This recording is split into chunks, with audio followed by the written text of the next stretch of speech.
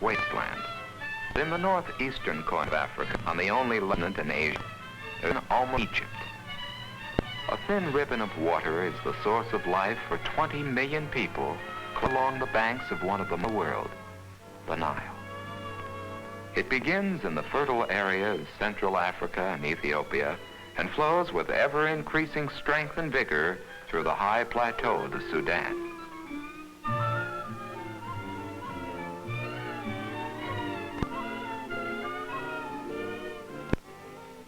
Its two main branches, the White and the Blue Nile, join at Khartoum.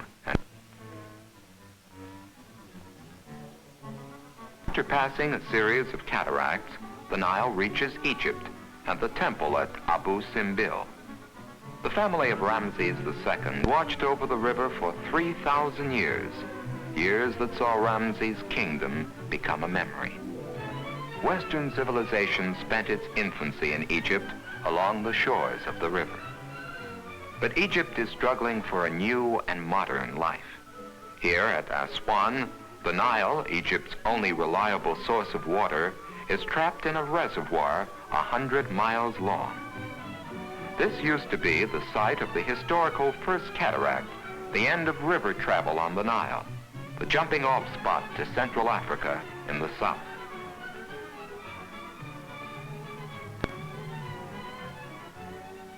Here, like nearly everywhere else in Egypt, the people live close to the waters of the Nile.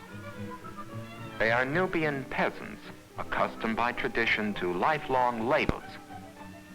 Their techniques were old when Egypt was young. Their customs, habits, clothes, and tools are old.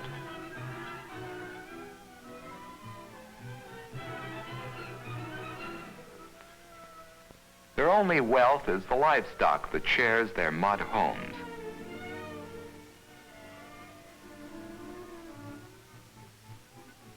Their other belongings are few and simple. The dam at Aswan has changed much of Egypt. In the more than 50 years it was built, Bedouins from the desert have grown accustomed to crossing it on their way to the markets and streets of the city. As in most of the settlements of Egypt, the faces in the marketplace may have changed in the last few thousand years, but the buying and selling remain the same. Aswan has been a trading center for thousands of years.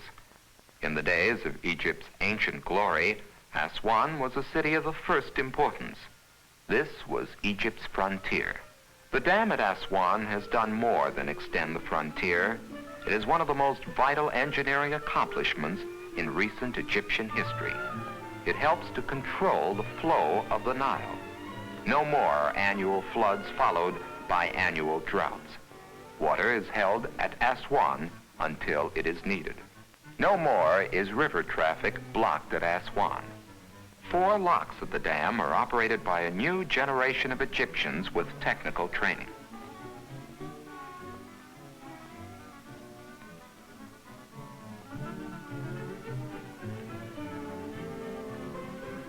Along the broad course of the river, most of the goods of Egypt move on their way to markets.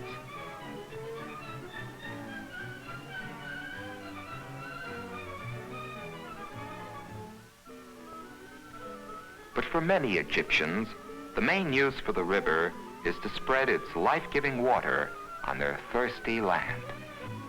Since the dawn of history, the fellahin, the farmers of Middle Egypt, have known the back-breaking labor of moving water to arid fields. Little has changed over the centuries. Hand labor in flat, irrigated fields still produces most of Egypt's crops. Where water can be brought to the soil, the land is fertile and productive. But parts of the valley are limited by steep sandstone cliffs, which confine irrigation. In some cliffs can be found the Egyptian limestone, which has been famous for centuries.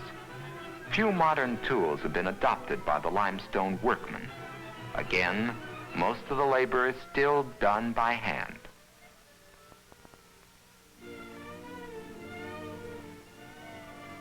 Limestone, like most other products of Egypt, is carried to its destination by water. then moved ashore on a man's back.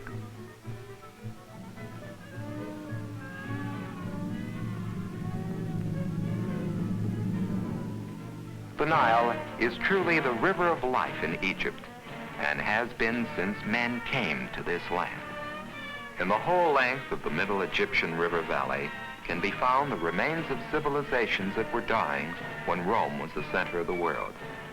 At Luxor, Thebes, and Memnon, there was a highly developed and flourishing civilization when the woodlands of Europe were thinly peopled with savage tribesmen. These ancient civilizations, too, were clustered along the narrow valley of the Nile, at some places 15 miles across, at others only a few hundred yards wide.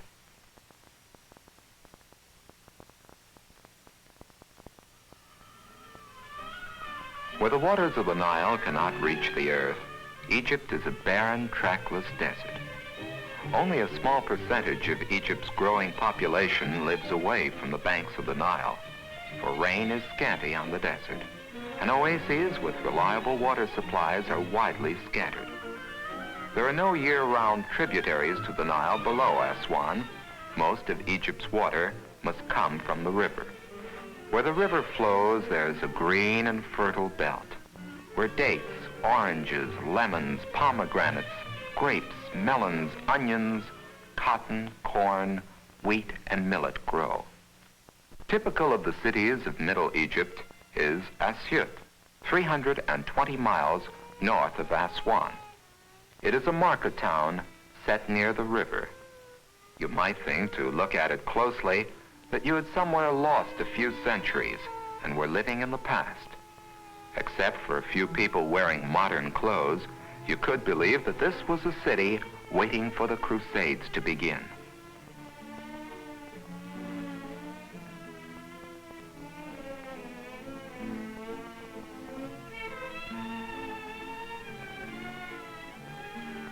But there is a new spirit in Asyut these days, which is expressed in electric power lines, broad avenues, and new buildings. At Asyut, you can find a kind of dam called a barrage, which holds up the level of the Nile water so that nearby farmers can irrigate their fields even during the dry season. There are several barrages along the Nile.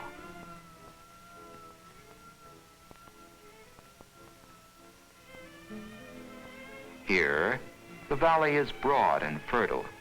Every tiny bit of land is used. Every precious drop of water carefully taken to the thirsty roots.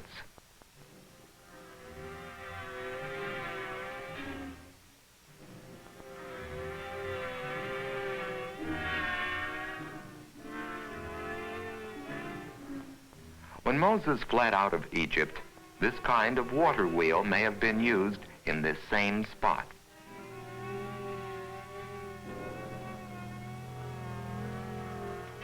And this man's ancestor might have worked this same land or lived in a mud house that looks just like this one. Egyptians used the Nile to transport their goods. This sugar cane could not grow without the water of the Nile, nor could it be easily moved to market. But the small sailboat brings it to a small market town, and the cane is landed by hand.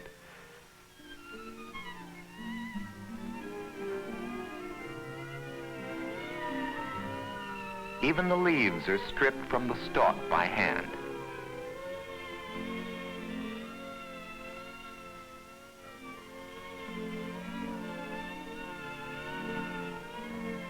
"250 miles downriver from Asyut stand the world-famous pyramids at Giza.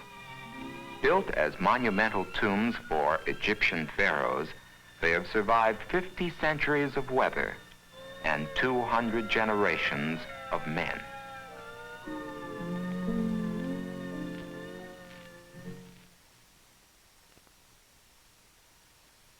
Near them, the largest and best known of Egypt's sphinxes stares 8 miles across the river at Egypt's biggest city, Cairo, the capital.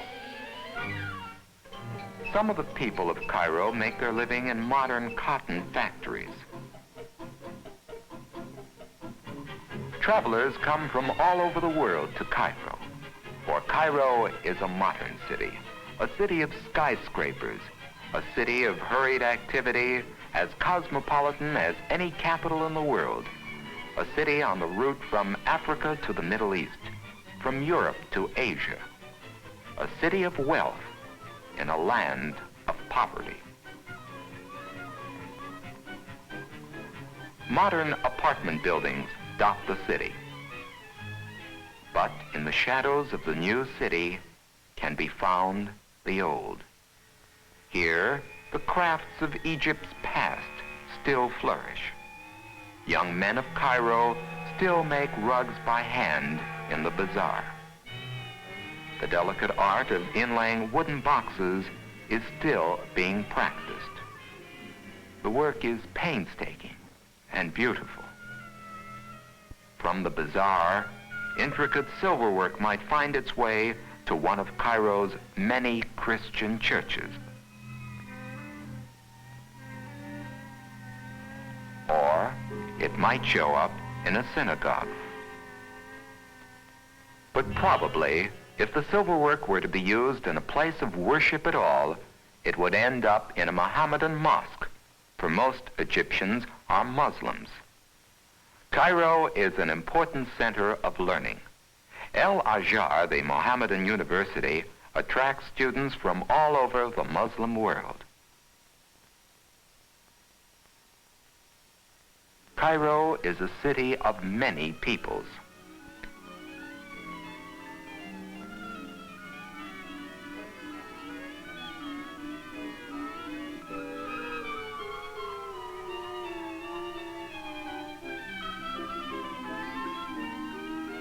And Cairo is a center of transportation. The most widely used form of travel in Egypt is by boat.